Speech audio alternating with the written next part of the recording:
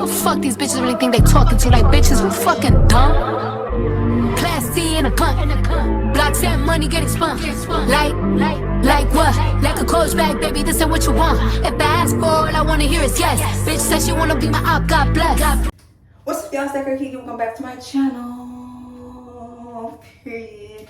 So before we get into the video, make sure y'all like, comment, and share this video. And if you're new, welcome. It's Decker Kiki. Hit that subscribe button and like. Period.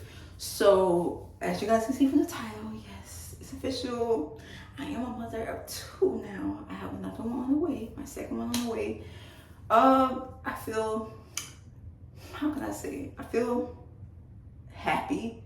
It's like bittersweet. Happy but bittersweet at the same time, because like, dang, I just pray that this journey is safe for me. This journey isn't difficult, isn't complications, because pregnancy is a scary thing. And I be seeing like videos and I see stuff on social media when it comes to women going through their pregnancies, and sometimes it does scare me. And it's like, I don't wish that on nobody, and I just pray that I don't have to go through anything like that. And you guys keep me in prayer too, because your girl be feeling very down at times. Sometimes I feel alone, and postpartum is a real thing, and nobody talks about it like that. But postpartum is a real thing, and anybody who has kids, who's having a kid, knows what it feels like to go through postpartum. And I just honestly feel like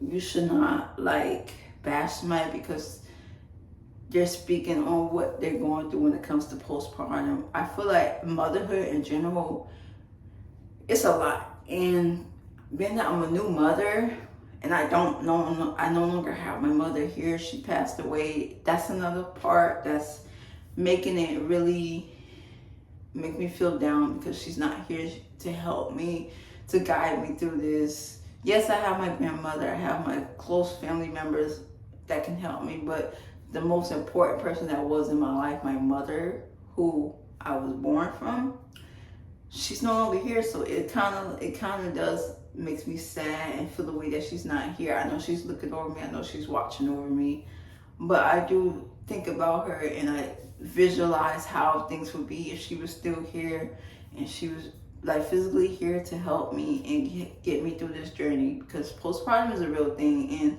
growing up, I seen what my mother went through. I know for a fact she was going through things like that, but she wouldn't speak on it. Like, my mother was the type of person, she would go through things, but she won't speak on it. That's pretty much how I am. Like, sometimes I keep it to myself, but if I feel like I want to let it out, I will let it out. So growing up, my mother, she was a very strong woman. She didn't depend on nobody to get anything done. And I looked up to her a lot, because being that I'm her oldest child, I had no choice but to look up to her. I'm her oldest child, so she's going to rely on me to look up to her and pick up the slack when she's not around. She's going to want to trust the fact that I'm her oldest child and make sure her other kids are good. So yes, I did help her with that growing up. And growing up, I just seen like she wasn't the type to speak on what she was going through. Mentally, she wasn't the type to speak on what she was going through. Like, as far as that, you would just see it through her actions. She would never speak on it. So yeah, like, my mother was a strong black woman. Like, she held the house down as she should have, as she did. She held the house down, didn't depend on no man, didn't depend on nobody. She made it her best to give us the best that she could, and she did a wonderful job. Like, I'm not gonna doubt it, I'm not gonna bash that. She did a wonderful job.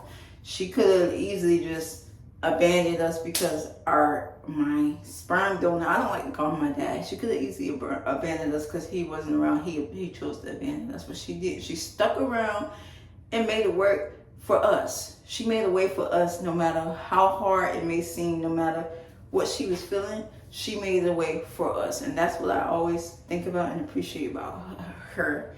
And that's what hurts the most, to see that she's no longer here, because if she was here, like, I know for a fact I wouldn't let her stress out, or I would take off that load of her having to pay all the bills by herself. And she was doing all of that by herself, up until me and my sister my siblings, we got older and we started working. We started helping her with the bills. But when we was young, when we was kids, and it was just us and her, she was paying all the bills by herself. She was doing everything by herself, rent, everything. So I looked up to her, and she was really a strong, independent Black woman. She didn't ask for nothing. She didn't bring men in the house, bring men around like that. She did not do it. And anywhere we went, anywhere she went, we went with her. If we couldn't go, she would not go. She was that type of mother. She would not just leave us hanging like that. Like how you guys see on social media where most of these mothers, and yes, like I said, postpartum is a real thing, but when it comes to postpartum, you can't use that as an excuse to want to say, oh, well, I don't want to deal with my child right now, so I'm just going to leave my infant in the house and go clubbing and go partying or go out of town, go on a vacation. Yeah, postpartum is a real thing, but at the same time, common sense should tell you, okay, well, I need a break. I feel overwhelmed. Let me see if I can get somebody to watch my child so I can get a break for a little bit, because it's very overwhelming. It's too much. But no, y'all don't think like that. Some of y'all just think, oh, well, this is just too much. I can't do it. It's just too much. Let me just leave my child. And y'all need to be thinking straight. Let me just leave my child here and blame postpartum because I don't want to deal with this. Let me leave my child here in the house, or my kids here in the house by themselves, and they're young kids, knowing that they can't fend for themselves, they can't do anything for themselves but be kids, be babies. So when I see things like that on social media, it hurts my feelings, because it's like, wow, like this is really what's going on in the motherhood and the parent world. Y'all leaving y'all kids with strangers.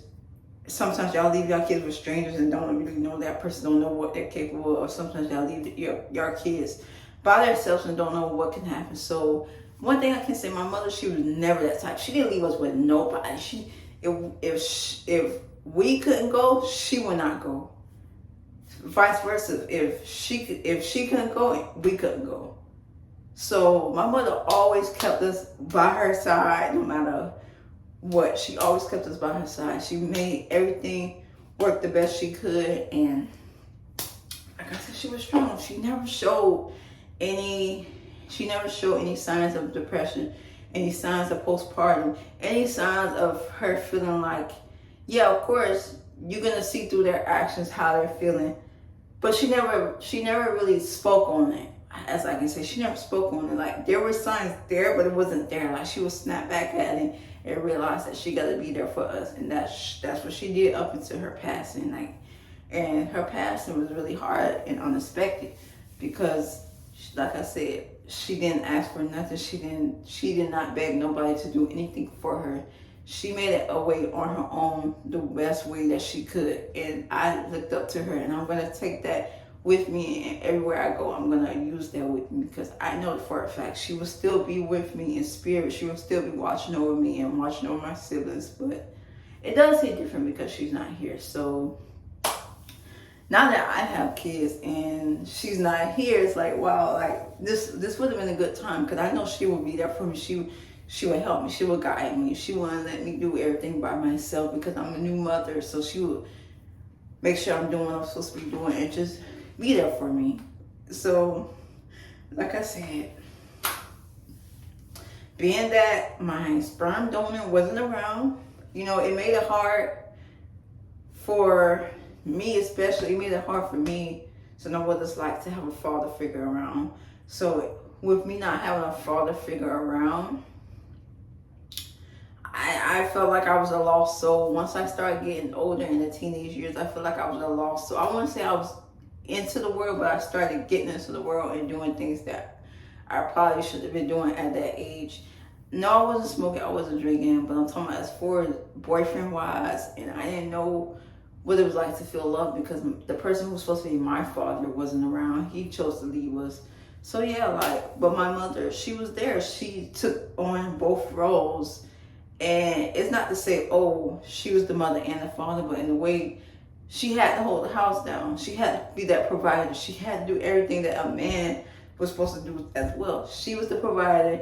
She held the house down. She cooked, she cleaned, she did everything she could.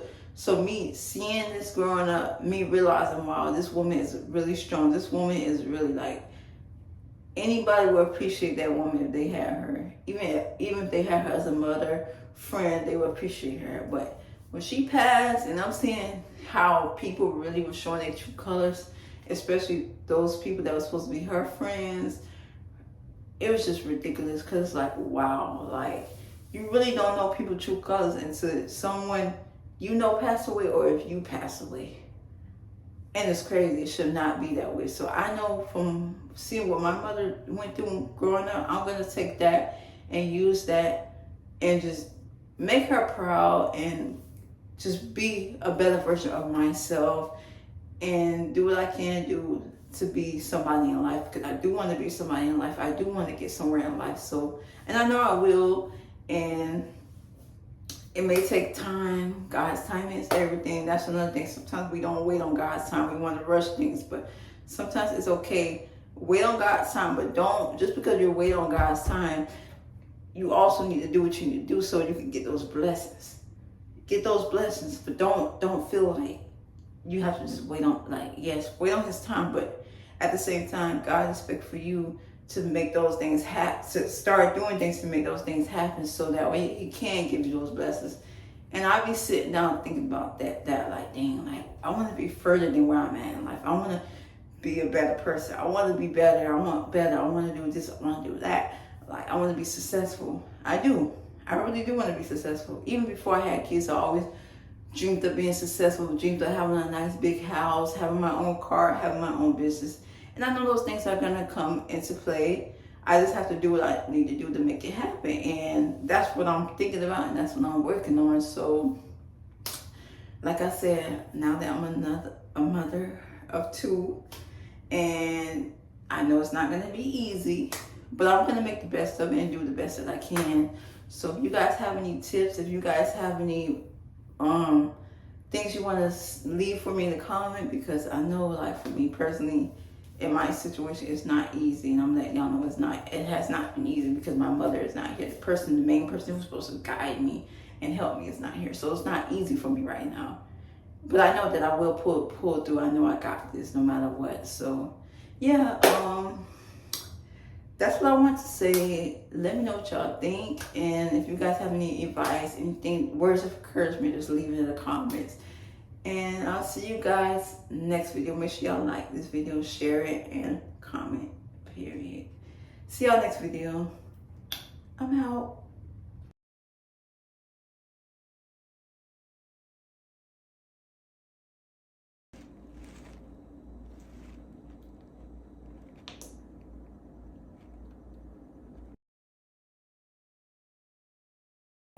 Oh, yeah, imitating my style. Bad bitch, red lips, let me show you. White toes, eating yellow tail, out of noble. Keep a hater obsessed in my comments, having a dick.